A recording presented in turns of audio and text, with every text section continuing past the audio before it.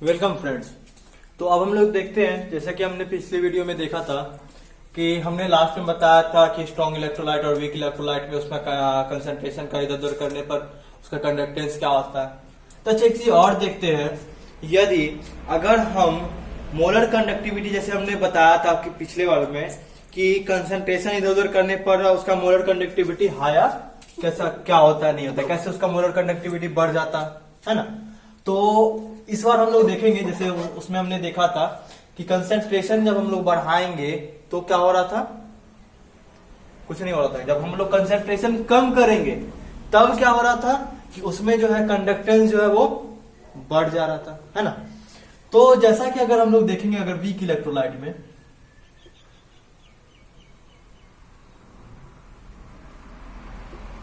Topic डाल दीजिए, इसमें टॉपिक डालना होगा explanation of variation of molar conductivity डाल सकते हैं।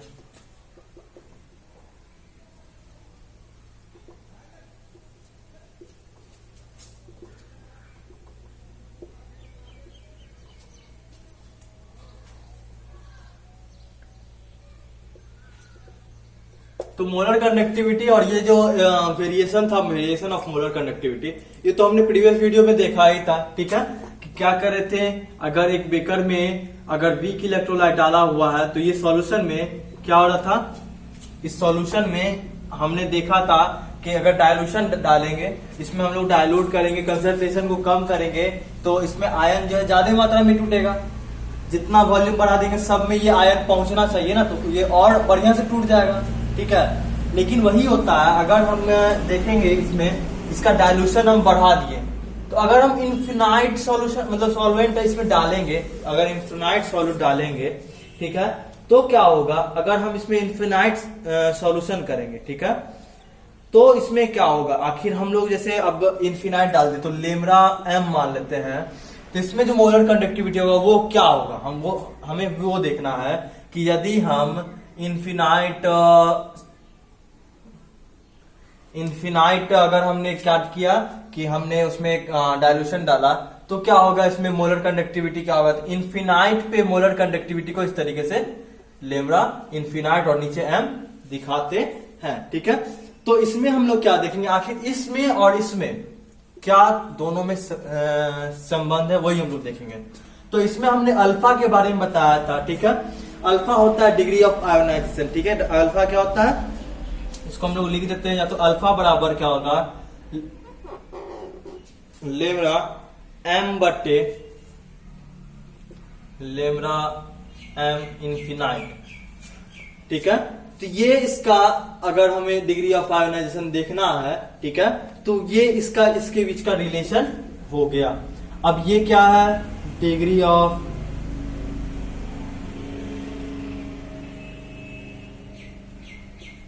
आयोनाइजेशन हो गया। ये क्या है, मोलर कंडक्टिविटी हो गया। और हमने ये क्या बताया था, ये भी एक मोलर कंडक्टिविटी है, लेकिन कब, ये इन्फिनाइट सॉल्यूशन पे, ये तो है गिवन कंसंट्रेशन पे, और ये है मोलर कंडक्टिविटी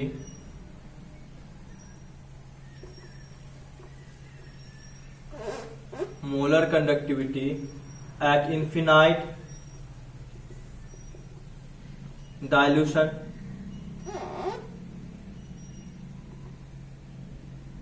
हमने क्या देखा कि इसका ये जो मोलर कंडक्टिविटी, ये इन्फिनाइट डायल्यूशन मतलब हमने इसमें बहुत ज्यादा मात्रा में अगर हमने डालना शुरू किया, ठीक है, तो उसमें क्या होगा कि उसका जो मोलर कंडक्टिविटी होगा और ये जो मोलर कंडक्टिविटी अभी प्रेजेंट में है, ठीक है, तो इस दोनों का जो रेशियो होगा, इसी को हम लोग क्या बोलेंगे, डिग्री ऑफ आयोनाइजेशन। ये कब है, जब ये वीक इलेक्ट्रोलाइट रहेगा तब। तो वीक इलेक्ट्रोलाइट में हमने क्या बताया था कि जब अगर इसमें हम क्या करेंगे कि ये इसका वॉल्यूम बढ़ाएंगे, या तो हम इसमें क्या करेंगे, डायलूशन करेंगे, मतलब हम बाहर से कुछ भी ऐसा सॉल्वेंट डालेंगे, तो क्या होगा, इसका जो आयन होगा वो बढ़िया से और अच्छे तरीके से ब्रेक कर जाएगा।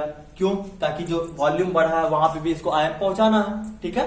तो ये हो जाता है। और अगर हम इसमें देखेंगे स्ट्रॉन्ग इलेक्ट्रोलाइट में, किसमें, तो स्ट्रॉन्ग इलेक्ट्रोलाइट में क्या होता है, इस दोनों के बीच का जो संबंध है वो कैसे देखेंगे, इस दोनों के बीच का रिलेशन जो है एक सिंपल सा फॉर्मूला दे देता है। क्या देता है? लेमड़ा इन्फिनाइट, अब ये इक्विवेलेंट नहीं, मोलर ही रहने देते हैं, माइनस बी रूट अंडर सी, ये होता है इसका फॉर्मूला। ठीक है, अब ये जो फॉर्मूला है तो अब इसमें ये कब है, ये कब वैलिड है? ये स्ट्रॉन्ग इलेक्ट्रोलाइट के लिए वैलिड है, और वो किसके लिए वैलिड था? वीक इलेक्ट्रोलाइट के लिए वैलिड था। तो इसमें हमने क्या बताया था, उसमें क्या होता है, जब हम डाइल्यूशन करेंगे तो वो टूटेगा। इसमें क्या होगा, ये टूटता नहीं, क्योंकि ये ऑलरेडी 100% ये क्या होता है कि आयोनाइज हुआ रहता है। तो इसमें क्या होता है, बस फोर्स ऑफ अट्रैक्शन दो मॉलिक्यूल के बीच, आयन के बीच में क्या होता है, ज्यादा हो जाता है, मतलब फोर्स ऑफ अट्रैक्शन कम हो जाता है, इसका डिस्टेंस जो है वो ज्यादा हो जाता है। ठीक है, तो वह यही चीज इसमें अगर हम क्या करेंगे, इनफिनाइट मात्रा में इसका हम डायल्यूशन करेंगे तो ये इस फॉर्मूला पे बैठेगा। तो ये क्या है हमारा molar conductivity at infinite, sorry, at given concentration. ठीक है, ये हमारा क्या हो जाएगा, यहाँ पे हम लिख सकते हैं, या तो इसको ऐसे नहीं लिख करके यहाँ पे हम लिख सकते हैं गिवन, नहीं सॉरी, वेयर लेमड़ा एम बराबर molar conductivity eight given concentration, या तो कुछ भी। ठीक है, और ये हमारा लेमड़ा एम इनफिनाइट हम क्या लिख सकते हैं, molar conductivity at infinite dilution.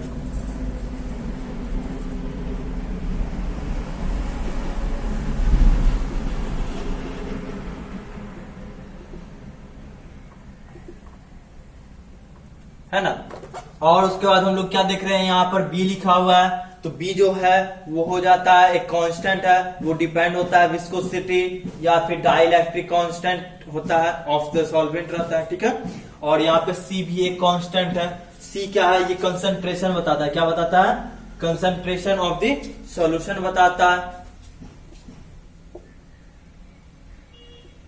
ठीक है, ये बी क्या है, बी के बारे में हम बोल दे रहे हैं, गौर से सुन लीजिएगा।